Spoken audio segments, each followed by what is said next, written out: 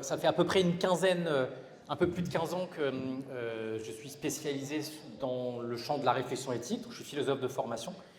J'ai travaillé à l'espace de réflexion éthique des Pays de la Loire. Les espaces de réflexion éthique régionaux peuvent être vraiment des appuis pour développer la réflexion éthique, le soutien, l'accompagnement à la mise en place de comités d'éthique, que ce soit dans le champ sanitaire, social ou médico-social. Je travaille depuis 1 an et demi au CREAI des Pays de la Loire, donc au Centre régional d'études, d'action et d'information pour les personnes vulnérables. Et comme ça a été aussi mentionné, je travaille à la commission sociale et médico-sociale de la HAS, la Haute Autorité de Santé. C'est une commission avec une trentaine de membres qui valide les différentes recommandations qui sont publiées dans le champ du médico-social. J'ai la lourde tâche de vous réveiller après avoir mangé et de développer quelques pistes sur la notion de réflexion éthique. Alors, voilà ce que j'avais prévu. Alors, est-ce que ça fonctionne? Voilà, j'avais prévu Ouais. Ok. On va y arriver.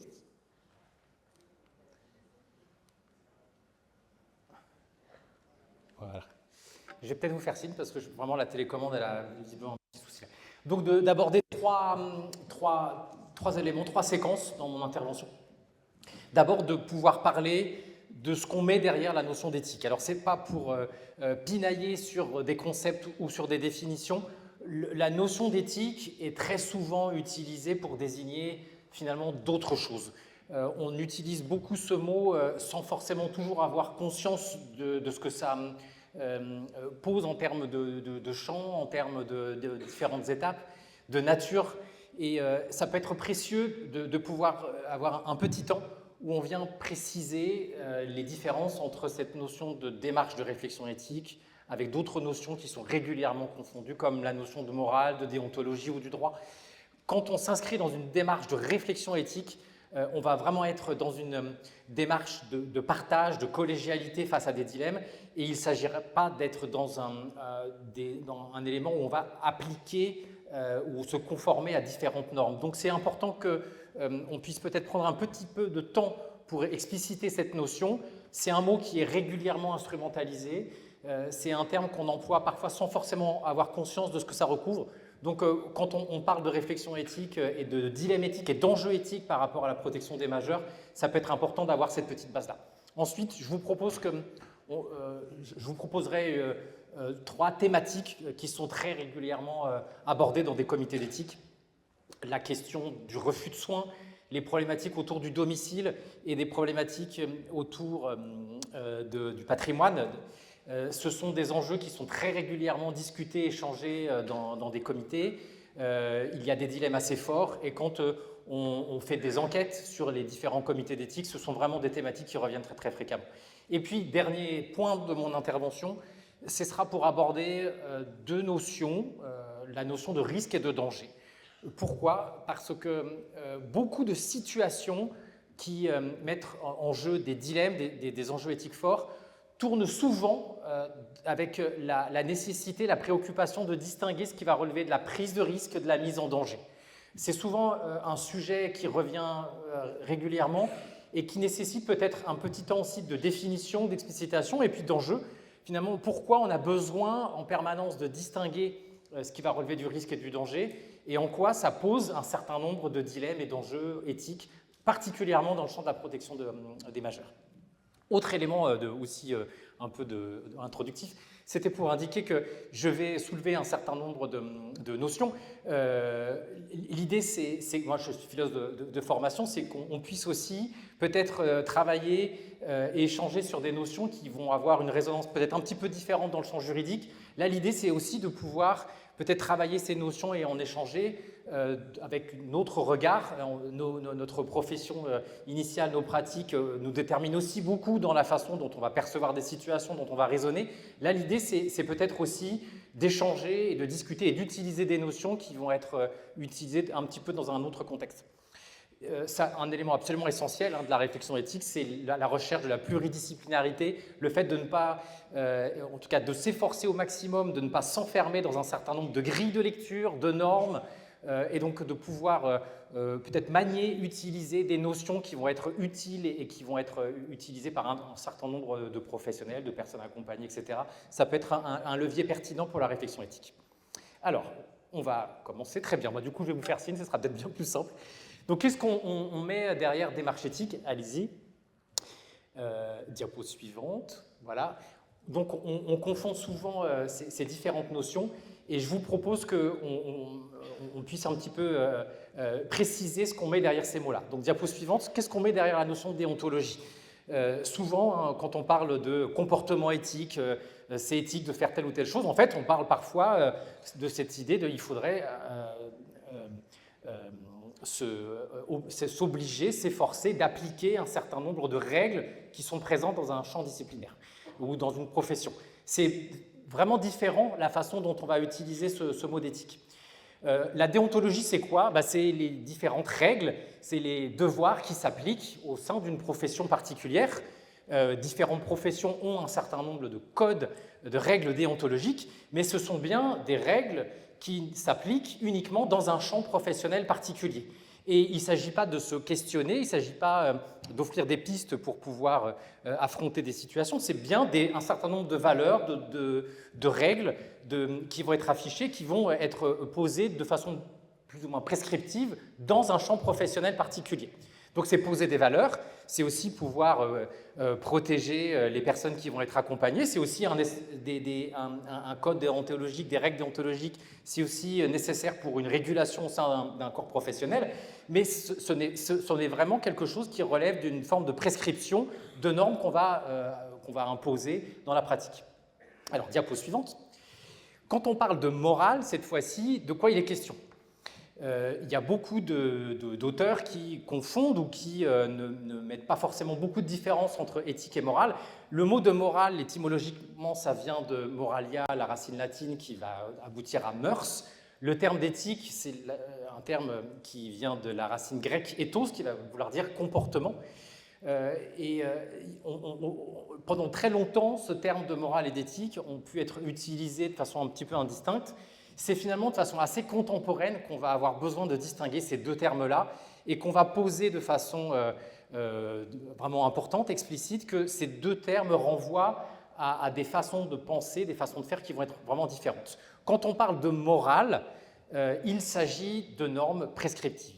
In fine, en fait, la morale, c'est un ensemble de jugements, c'est un ensemble de définitions qui portent sur le bien et le mal. C'est ça la racine de la morale.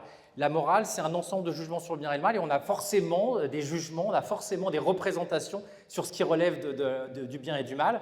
On ne peut pas ne pas en avoir, mais c'est quelque chose qui s'inscrit dans une démarche prescriptive, la morale. C'est quelque chose où on ne va pas rediscuter en permanence de ces différentes définitions ou conceptions, c'est quelque chose qui agit en permanence dans nos pratiques, dans nos façons de faire, dans nos habitudes de vie. Si alors beaucoup d'auteurs en philosophie ont essayé peut-être de distinguer ou de repérer un certain nombre de grands interdits moraux universels. Je vous en ai mis quelques-uns sur la diapo. Mais en fait, voilà, la morale, c'est un certain nombre d'interdits, c'est un ensemble de jugements sur le bien et le mal. C'est quelque chose qui traverse complètement notre façon de penser, de lire le monde, mais c'est quelque chose de relativement binaire. C'est quelque chose qu'on ne réinterroge pas en permanence. C'est quelque chose de normatif, de prescriptif qu'on va essayer d'appliquer dans l'ensemble de nos conduites de vie, dans nos espaces de vie. Ce qui est compliqué avec la morale, c'est d'accepter que d'autres personnes ne puissent pas partager nos normes sur le bien et le mal. On a parfois beaucoup de difficultés à accepter que l'autre ne partage pas les mêmes normes que nous. On peut vite être dans des jugements, on peut vite être dans des formes de repli, voire de conflit, quand on a le sentiment que la personne ne va pas adhérer ou ne pas partager l'ensemble des normes qu'on a sur le bien et le mal. Et élément peut-être aussi important à souligner, c'est que la morale, elle ne s'exprime pas forcément toujours de façon très explicite. La morale, elle est parfois très implicite et elle va s'exprimer dans des endroits parfois un petit peu cachés. L'exemple que j'aime bien donner, c'est la question du propre et du sale, par exemple. Un sujet qui occupe régulièrement les différents professionnels dans le champ de la santé, dans le médico-social. Le propre et le sale, avant d'être dans un découpage scientifique objectif, c'est aussi beaucoup de projections morales. Le propre et le sale, c'est aussi un certain nombre de seuils symboliques sur ce qu'on accepte ou ce qu'on n'accepte pas. C'est une convention qui va être très en lien avec notre histoire de vie, avec différentes cultures, avec différentes époques. Donc, ce qui est compliqué avec cette notion de morale, c'est qu'on a le sentiment, quand on a des jugements sur le bien et le mal, que ces normes-là doivent s'appliquer à un ensemble de personnes, à l'ensemble des personnes. Or, ce sont souvent des conventions construites et on va avoir des difficultés à prendre conscience que c'est notre regard parfois subjectif, personnel, qui va faire qu'on va avoir ces conceptions, on va avoir ces normes sur le monde. Donc, il y a tout un travail à mener quand on s'inscrit dans une démarche de réflexion éthique qui va consister à prendre conscience que quand on fait un certain nombre de choses, quand on va vouloir accompagner des personnes vulnérables, eh bien, notre morale personnelle va peut-être biaiser notre lecture. On va avoir envie d'imposer un certain nombre de grilles de lecture, d'imposer un certain nombre de comportements sur ce qui relève du bien et du mal, sans forcément prendre compte ou prendre conscience que d'autres personnes ne partagent peut-être pas du tout notre représentation du bien et du mal. Et l'éthique, la démarche éthique, commence souvent quand on prend conscience qu'on peut faire beaucoup de mal quand on ne s'interroge pas sur nos conceptions du bien. On peut avoir des écarts absolument énormes entre notre conception, notre définition du bien en tant que personne qui va accompagner, père professionnel, et les personnes accompagnées elles-mêmes qui vont peut-être avoir des conceptions du bien profondément différentes. Donc l'éthique commence quand on s'interroge, quand on doute sur nos conceptions du bien et du mal. Alors il ne s'agit pas de les abandonner, nos définitions du bien et du mal, mais il s'agit de les mettre dans une perspective critique et de prendre conscience que parfois, les personnes qu'on va accompagner, les personnes vulnérables qu'on va accompagner ne partagent mais pas du tout notre perception, nos conceptions autour du bien et du mal.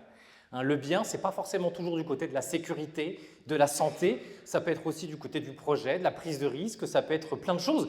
Et il n'existe pas forcément une définition et une conception du bien universelle qu'on pourrait appliquer de façon uniforme et mécanique à différentes personnes.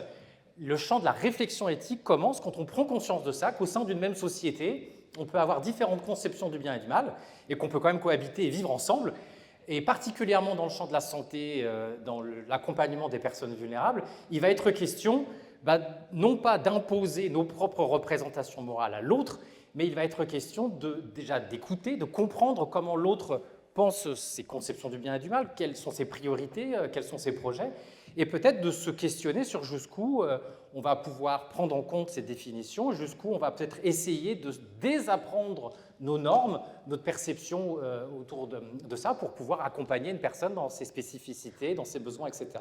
Donc, il ne s'agit pas d'abandonner sa morale quand on s'inscrit dans une démarche de réflexion d'éthique, mais peut-être d'essayer de les mettre à distance et de repérer qu'on ne partage pas forcément les mêmes normes, on ne partage pas forcément les mêmes jugements et que parfois, on va être confronté à un certain nombre de discussions, d'échanges pour pouvoir proposer une posture, des orientations qui soient les plus pertinentes possibles. Alors la morale, c'est donc prescriptif, c'est normatif. L'éthique, ça va être différent. Alors, diapositive suivante. Je vais vous demander parce que je ne vais pas réussir avec ma zapette. Eh bien, autant la morale, c'est prescriptif, autant la démarche éthique, c'est réflexif. C'est une démarche de questionnement.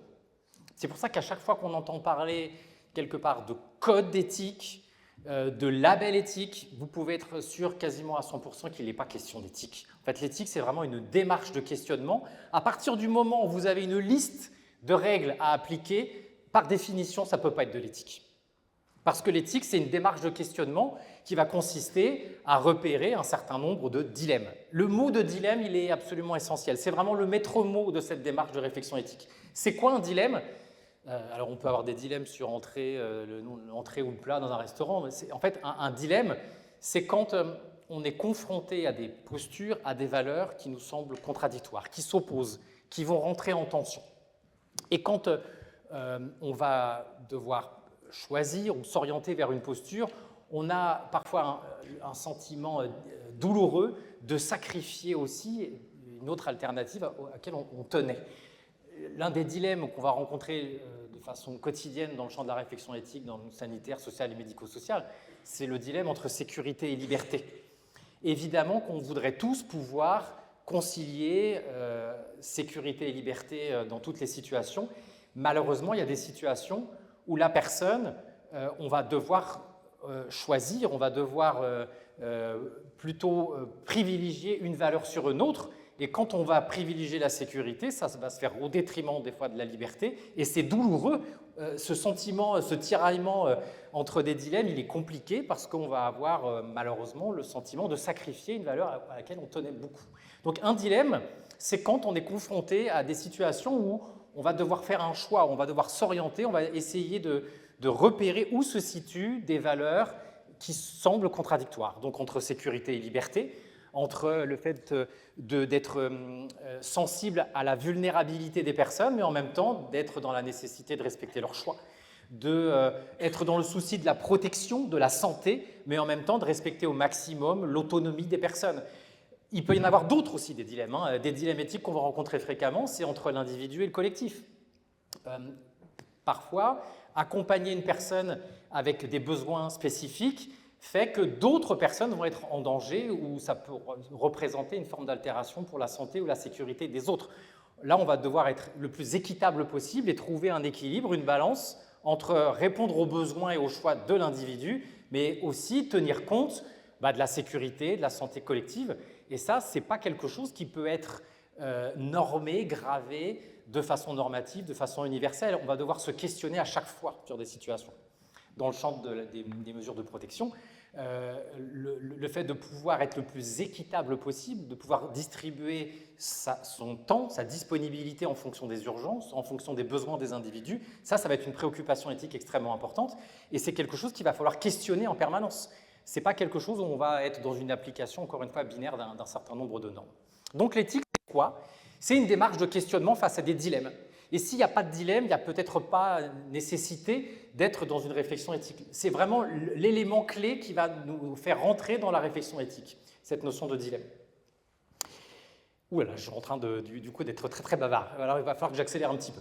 Et puis autre aspect important, c'est que quand on est dans le cadre de la réflexion éthique, il s'agira de prendre en considération au maximum la singularité des situations. Il ne s'agira pas de vouloir produire un certain nombre de protocoles ou de procédures, mais d'essayer d'être le plus attentif possible à chaque situation. Et il existe des situations avec des enjeux qui vont être profondément différents, de pouvoir être attentif à cela, de pouvoir essayer de construire quelque chose de sur mesure, d'être dans le souci de la singularité, de l'unicité de chaque situation. Ça aussi, c'est un élément absolument essentiel de la démarche éthique. Autant dans le champ de la morale, dans le champ du droit, il s'agit de penser un certain nombre de principes généraux et d'essayer au maximum de les appliquer, alors dans l'esprit des règles, dans l'esprit des valeurs. Dans le champ de la réflexion d'éthique, il s'agit parfois d'abandonner ou en tout cas de mettre un petit peu à distance ce que l'on sait pour pouvoir essayer de construire quelque chose de sur mesure en fonction de la spécificité de chaque situation. Et puis, dernier élément qui va fonder la démarche éthique, on peut se poser individuellement des questions, d'avoir des dilemmes éthiques individuellement. Par contre, pour être dans une démarche de réflexion éthique, il faut être à plusieurs. Il faut s'inscrire dans une démarche de collégialité. Il va falloir rechercher le point de vue des autres et un comité d'éthique, un groupe éthique, ne concerne pas que des professionnels. Moi, au quotidien, quand j'accompagne des établissements, des structures, des services à la mise en place de comités d'éthique, j'insiste lourdement sur le fait que des personnes accompagnées, des familles, des non-professionnels ont leur place dans ces espaces de réflexion. Il s'agit au maximum d'aller rechercher des perspectives différentes et de ne pas risquer de s'enfermer dans une grille de lecture, dans des perceptions qui seraient liées à notre profession, à notre formation, à notre individualité. Donc, être dans une démarche de réflexion éthique, c'est vraiment considérer qu'on peut avoir des points de vue différents et que ce ne sera pas un échec, au contraire, ça va être une force, ça va être quelque chose qui va nous permettre de ne pas avoir de point aveugle sur une situation et d'essayer, non pas uniquement de donner notre opinion ou nos convictions, mais d'essayer de voir entre des dilemmes qu'est-ce qui peut être le plus pertinent et à chaque fois d'argumenter.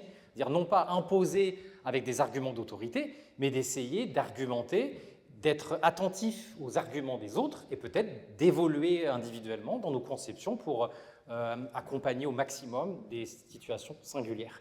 Un comité d'éthique, il est toujours consultatif, il ne s'agit pas d'imposer des décisions à qui que ce soit. Un comité d'éthique ou un espace de réflexion éthique, c'est toujours là pour être ressource, pour éclairer des situations, éclairer un certain nombre de thématiques. Mais c'est ça aussi qui est précieux dans la réflexion éthique, c'est que ce n'est pas un espace normatif. y compris dans les CHU, les comités d'éthique ne sont pas là pour imposer quoi que ce soit. C'est toujours des espaces ressources pour pouvoir éclairer, pour pouvoir penser différemment un certain nombre de situations ou de sujets.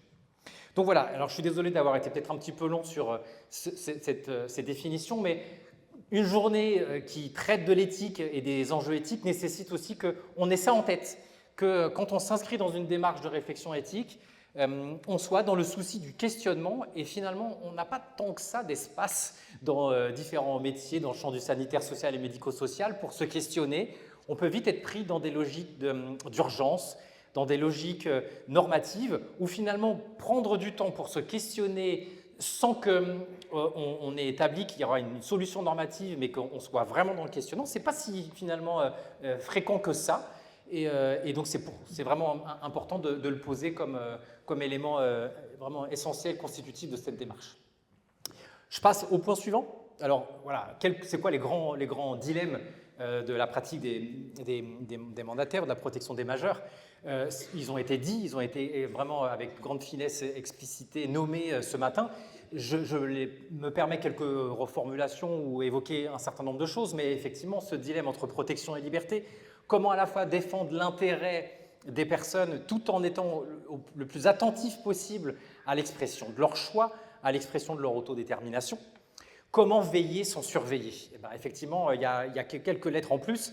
Quand on veille, il s'agit de se préoccuper des besoins, des choix des personnes. Quand on surveille, on est dans une logique qui n'offre plus d'espace de repli, de secret, de confidentialité. Et ça peut être vraiment un dilemme qu'on va rencontrer fréquemment dans la pratique des mandataires. C'est qu'à vouloir être dans la protection, on en arrive des fois à glisser du côté de la surprotection et à ne plus permettre des espaces d'ombre, des espaces d'opacité pour pouvoir vivre, pour qu'on puisse avoir une identité, pour être sujet. On a besoin de secrets, on a besoin d'espaces où les professionnels ne connaissent pas tout de nous. Donc, d'aménager des espaces de secret, des espaces où la personne elle est véritablement dans son intimité, ça va être quelque chose de structurant, d'absolument essentiel. Et là, il y a des vrais dilemmes, parce que l'intimité, ça ne se décline pas en un certain nombre de normes rigides. Qu'est-ce qui fait intimité pour l'autre? Ça, c'est à découvrir et à penser pour chaque relation, pour chaque personne différente.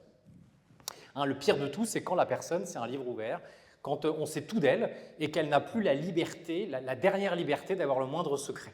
Ça, quand on arrive à ce type de glissement-là, on est du côté de la toute-puissance, un mot qui a été employé ce matin, et qui peut vraiment générer un certain nombre de dérives. Donc, comment diminuer sans infantiliser? Comment permettre un pouvoir d'agir sans être dans cette toute-puissance? Et puis, aussi, comment respecter les choix, les besoins, sans aussi, tout en étant aussi parfois attentif à la sécurité et à la santé des autres. Je pense à des situations liées au permis de conduire. Je pense à des situations où le majeur protégé peut aussi avoir des éléments dans son comportement qui peut être source de risque ou de danger pour les autres. Jusqu'où on va recueillir, informer pour la personne, et jusqu'où on va peut-être devoir aussi informer des partenaires, des personnes pour protéger les autres. Ça, c'est un vrai dilemme. Il y a des enjeux qui sont extrêmement forts autour de ça et qui souvent nécessitent pas mal de réflexion. Alors, je vais le faire très rapidement, et de toute façon, on a des tables rondes pour pouvoir prendre du temps et échanger sur ces aspects-là. Premier point, première thématique que je vous avais promis, la question du refus de soins, refus de traitement, donc diapositive suivante, et puis la suivante aussi, c'est l'une des thématiques la plus récurrente dans des comités, dans des espaces de réflexion éthique. Le refus de soins nous amène souvent directement dans des dilemmes entre la protection et la liberté de la personne. Plusieurs points peut-être pour développer quelques dilemmes qu'on va rencontrer fréquemment. Déjà, il n'y a pas une situation de refus de soins ou de refus de traitement qui est la même. À chaque fois, on va trouver des spécificités, et c'est par excellence une thématique de réflexion éthique, parce qu'on va avoir peut-être des points de vigilance qui vont se développer, mais en même temps, ce serait complètement à l'encontre de la réflexion éthique d'imaginer qu'il y aurait un protocole qui nous permettrait d'avoir des normes prescriptives sur toutes les situations de refus de soins. En fonction de ce qui est refusé, en fonction des capacités des personnes, en fonction de sa vulnérabilité, en fonction de plein de choses, on va être sur des dilemmes, sur des enjeux qui vont être parfois extrêmement différents. Alors, petit point important pour peut-être aussi préciser et développer des choses sur ce sujet. Une personne va refuser des traitements, va refuser une hospitalisation, va refuser un parcours, mais refuser tout soin, c'est assez exceptionnel. Pouvoir distinguer soins et traitements, c'est un élément important.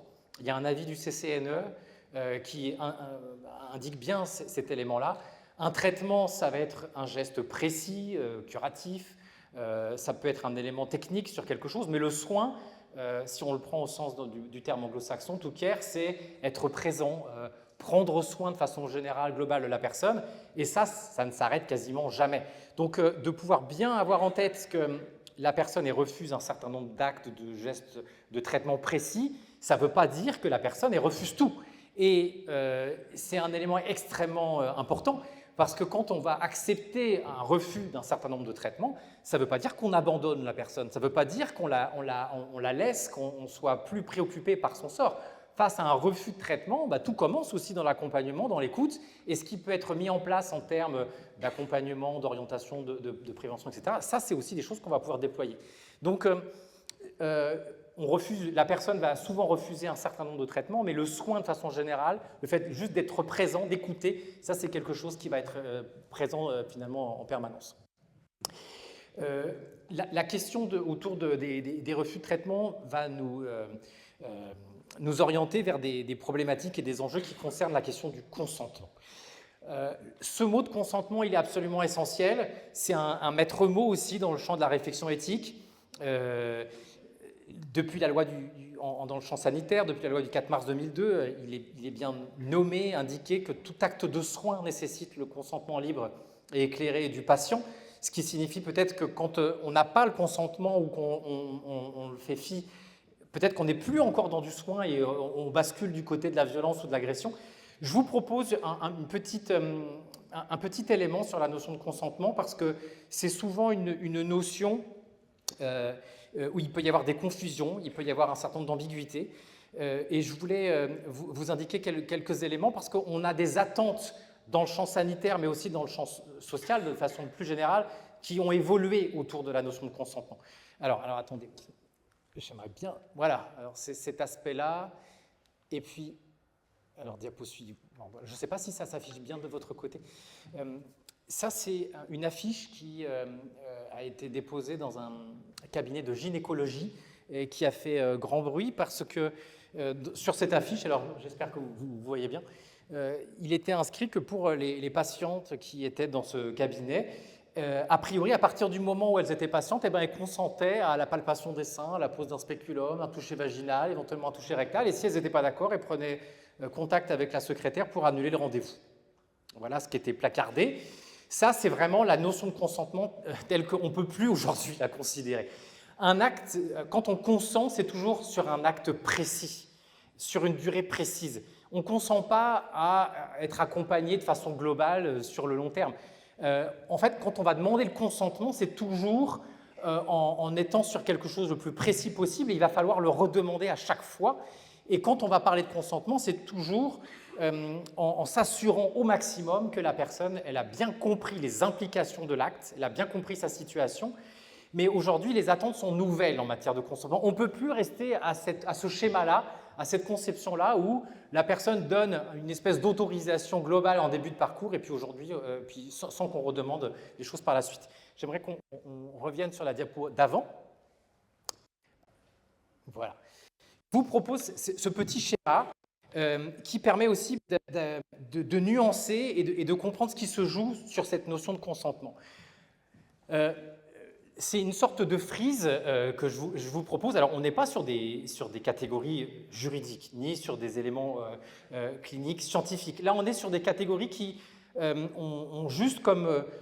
je vous propose juste peut-être de nuancer et de mieux comprendre les différences entre des termes qu'on emploie sans forcément toujours avoir une idée précise de leur périmètre d'action. En fait, quand on parle de consentement, on est dans le registre de l'autorisation. Quand on consent à quelque chose, on autorise à une intervention, on autorise un traitement, etc. Mais le consentement, c'est un acte qui est extrêmement pauvre en termes d'affirmation de soi et de liberté. C'est-à-dire que ce n'est pas une affirmation vraiment pleine de sa liberté.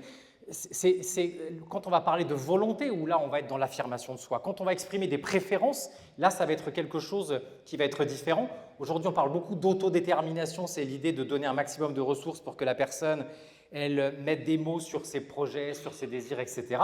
Le consentement c'est beaucoup moindre que ça, c'est beaucoup plus précis et on est plus sur la question de juste autoriser. Alors vous avez vu, donc la volonté c'est vraiment une étape d'affirmation de ce que l'on veut. Le consentement, on est déjà sur un élément moindre, plus précis, c'est on autorise des intervenants à agir sur notre corps, sur un certain nombre de choses. Et puis en dessous du consentement, on a la notion d'assentiment. C'est quand la personne est tellement vulnérable, avec des atteintes en termes de capacité, en termes de possibilité de faire ses propres choix, où là on va parler d'assentiment, c'est dans les situations où on va être dans une forme d'acceptation un petit peu plus globale, de consentement un petit peu plus général, où on ne va pas forcément pouvoir rentrer dans les détails, mais on va quand même aller rechercher une adhésion active de la personne en fonction de ses capacités, de ses troubles. Et puis, vous avez en dessous d'autres étapes qui est la question d'une non-opposition. Alors, une non-opposition, ça ne vaut pas un consentement, hein, clairement, mais il y a plein de situations dans le champ du médico-social où la personne est tellement atteinte dans ses capacités de communication que quand on ne va pas pouvoir rechercher le consentement, au moins on va essayer de rechercher une non-opposition. Et ça, c'est vraiment un élément important.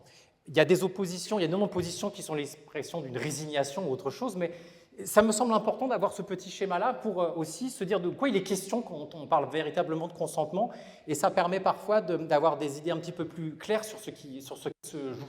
Donc, sur tout acte de soin, on va demander le consentement libre et éclairé de la personne, mais encore une fois, il y a une autre étape qui est beaucoup plus importante, ça va être d'aller promouvoir l'autodétermination, de permettre un maximum de ressources aux personnes, de pouvoir exprimer des préférences, de pouvoir vivre un certain nombre d'expériences, et de faire autre chose que d'exprimer des consentements, véritablement de pouvoir construire des projets.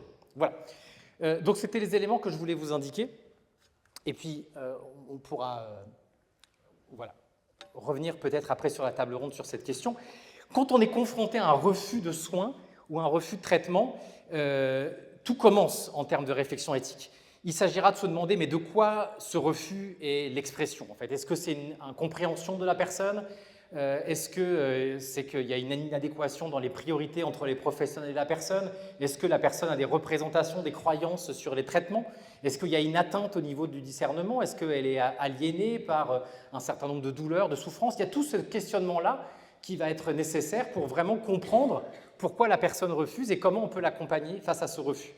Et puis ça, c'est quelque chose qu'on repère très très fréquemment, notamment en établissement, quand les personnes sont très vulnérables, c'est que les refus de traitement sont souvent le dernier recours, le dernier levier pour tout simplement exprimer sa liberté, pour pouvoir remettre un peu de maîtrise sur son corps, sur sa vie. Et il ne s'agit pas toujours de désir de mort, il s'agit parfois aussi de vouloir reprendre la main sur son destin. C'est parfois le dernier langage qui reste à des personnes extrêmement dépendantes et très vulnérables en établissement pour pouvoir dire voilà, je veux reprendre en main mon corps et me réapproprier des choses. Donc c'est aussi l'expression des fois d'une liberté qui semble et qui est ressentie comme confisquée, de pouvoir refuser un certain nombre de choses. Donc de faire la distinction entre un refus par conviction, un refus par abandon, quand on refuse tout parce qu'on n'a plus de ressources, on est tellement replié sur soi parce qu'on n'a plus d'énergie, ça va être différent d'une personne qui va exprimer avec conviction le fait qu'elle ne veut pas telle ou telle chose. Ben ça suppose qu'on ne va pas forcément aborder la relation de la même façon, et qu'il va falloir se poser des questions à plusieurs, avec des partenaires, avec la personne, avec éventuellement sa famille, avec des personnes qui vont avoir un autre regard pour essayer de décoder, comprendre et se dire de quoi ce refus est l'expression, comment on va pouvoir accompagner peut-être différemment et comment on va essayer d'équilibrer ce dilemme entre soit la protection, soit le respect des choix. Donc, il n'y a pas de recette, il n'y a pas de protocole, il y a un certain nombre de pistes de réflexion qui vont vraiment être nécessaires et qu'il va falloir renouveler à chaque fois quand on va être confronté à ce type de pistes. Et au-delà des aspects réglementaires, au-delà des aspects juridiques, il y a tout ce travail de réflexion clinique, de réflexion collégiale, où on va essayer de comprendre ce qui se joue quand on est face à un refus. Okay ? Alors, autre piste, vous avez là l'avis du CCNE 136 qui parle des évolutions et des nouvelles attentes autour du consentement, notamment dans le champ du soin, et puis un certain nombre d'ouvrages ou de choses sur cette question des enjeux éthiques autour du refus de soin. Alors, je vais devoir peut-être aller un peu plus vite. Il me reste 5 minutes, c'est ça? Bon, j'ai complètement explosé le temps, je suis désolé. Peut-être que j'aborderai la question du risque et du danger un peu en table ronde. Je n'aurai pas forcément le temps, j'en suis désolé. Je me suis fait un petit peu piéger par le temps.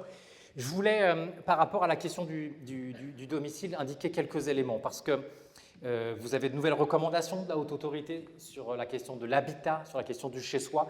Il y a beaucoup de dilemmes éthiques dans le champ des protections des majeurs sur cette question du domicile, où on va se retrouver dans des situations où on va constater que la personne vulnérable peut prendre un certain nombre de risques, voire va se mettre en danger chez elle. Et dans ces situations, comment essayer de trouver un équilibre entre protection et liberté? Est-ce qu'il faudra l'orienter vers un établissement, vers un autre lieu?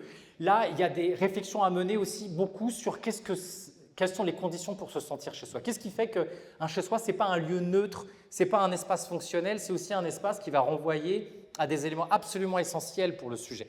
Alors, vidéo suivante, ce n'est pas une liste à la Prévert, c'est des éléments qui sont déterminants qu'on va retrouver dans beaucoup de recommandations de bonnes pratiques et dans beaucoup d'articles sur la question du chez-soi, la question du domicile. C'est que quand on a un chez-soi, quand on a un lieu de vie qui nous est propre, ça va nous permettre d'avoir une liberté, une sécurité, une intimité. C'est aussi le lieu où on va avoir c'est un lieu qui va renvoyer à notre propre identité et nous permettre d'avoir une socialité vis-à-vis des autres. C'est tout ça de prendre en compte la question du chez-soi. Donc, quand on est confronté à une personne vulnérable qui peut prendre des risques dans son logement, il ne s'agira pas uniquement d'analyser les choses d'un point de vue de sa sécurité, risque de chute, etc., mais aussi de se demander, est-ce que si on l'extrait de son chez-soi, est-ce que tous ces éléments-là vont être présents ailleurs? Est-ce que finalement, en l'extrayant, en voulant l'orienter vers un autre espace, la personne elle risque pas de perdre complètement ses repères, ses racines avec un environnement, quelque chose qui va faire qu'elle va se sentir elle-même. Donc pouvoir prendre en considération toutes les dimensions du chez-soi, du domicile, peut être aussi une façon d'échanger, réévaluer ce qui se joue derrière cette question-là. Je sais qu'il y a beaucoup d'enjeux qui se jouent sur la question de l'incurie, de l'insalubrité, des personnes qui peuvent souffrir par exemple de syndrome de Diogène, qui vont accumuler un certain nombre de déchets chez elles, qui peuvent les insécuriser elles ou pour les autres. Face à ces dilemmes-là, il s'agit vraiment de pouvoir être dans la réflexion, de pouvoir se dire est-ce que ce n'est pas disproportionné si on veut extraire cette personne-là de son domicile? Est-ce qu'en voulant plus de sécurité, plus de propreté, on ne risque pas finalement que cette personne perde tous ses repères psychiques? Et est-ce que aller dans la direction de la sécurité ne va pas finalement produire une forme de violence, un fardeau finalement beaucoup plus important qu'autre chose pour la personne?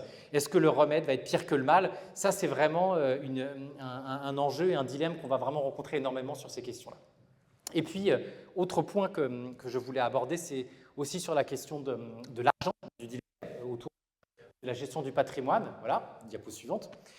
La question de la gestion de l'argent, c'est un sujet où il peut y avoir beaucoup de projections morales, c'est-à-dire où les mandataires, les personnes qui vont accompagner peuvent finalement beaucoup accompagner les personnes en fonction de leur propre grille de lecture sur ce qui relève d'une bonne gestion.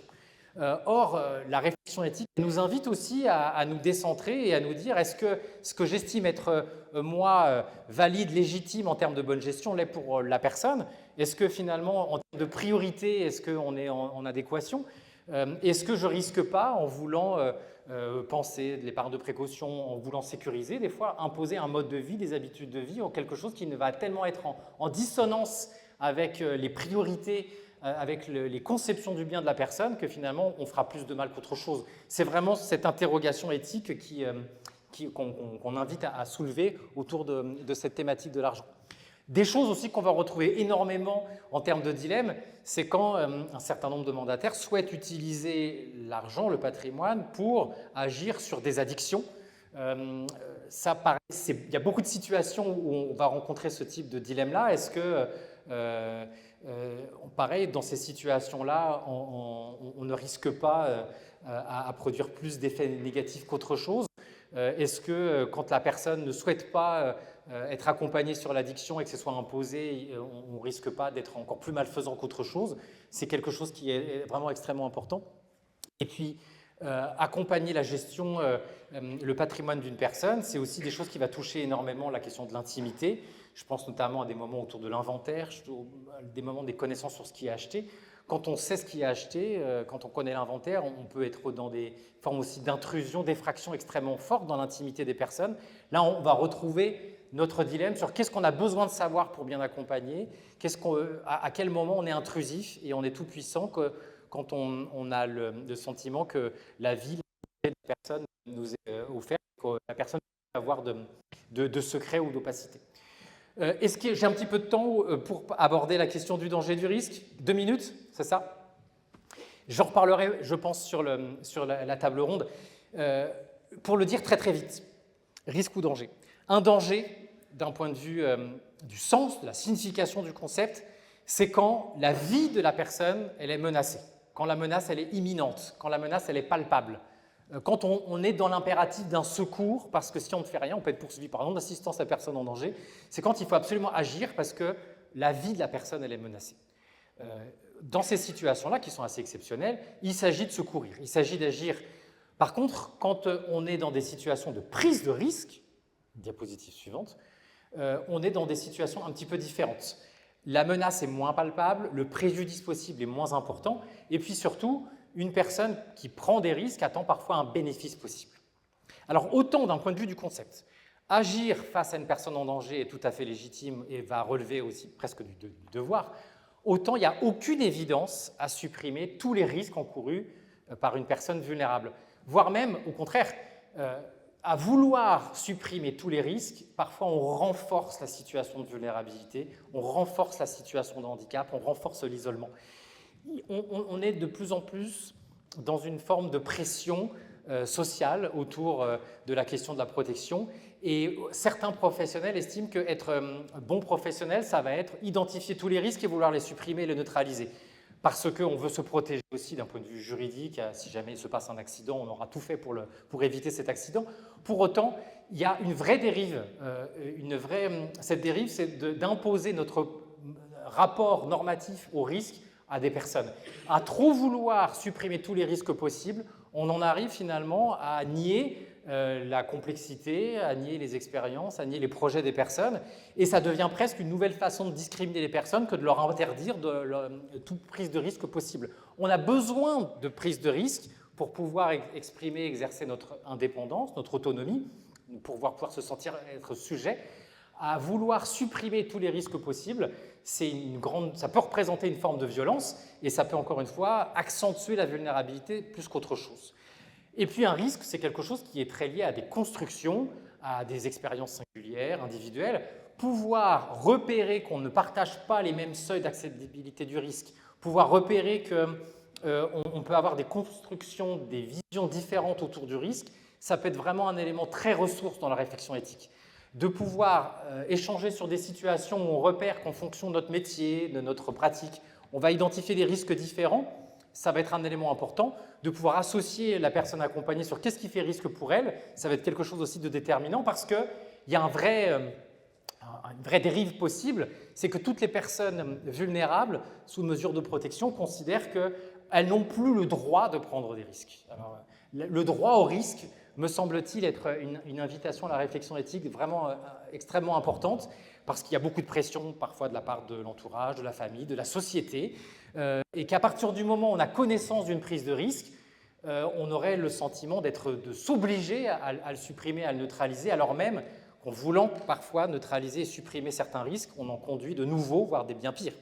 C'est mettre en place des contentions quand il y a des risques de chute, mettre en place une alimentation mixée quand il y a des risques de fausse route, d'enfermer les personnes parce qu'il y a un risque de désorientation. Ça peut être tous ces éléments-là où quand on repère des risques, on va finalement limiter tellement de façon intensive la liberté des personnes que finalement on n'est plus proportionnel et on en arrive à des dérives importantes. Donc cette réflexion sur est-ce qu'on est face à un risque ou un danger, est-ce que ma perception, ma compréhension du risque coïncide avec celle de la personne ou pas, et avec les partenaires, avec l'ensemble des personnes, ça va vraiment être un élément essentiel qui peut vraiment être extrêmement pertinente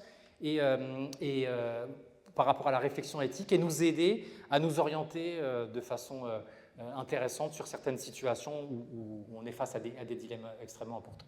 Donc voilà ce que je voulais vous proposer et hâte de pouvoir échanger sur les tables rondes et avec vous sur les différents concepts et notions que je vous ai proposés à l'instant. Merci à vous.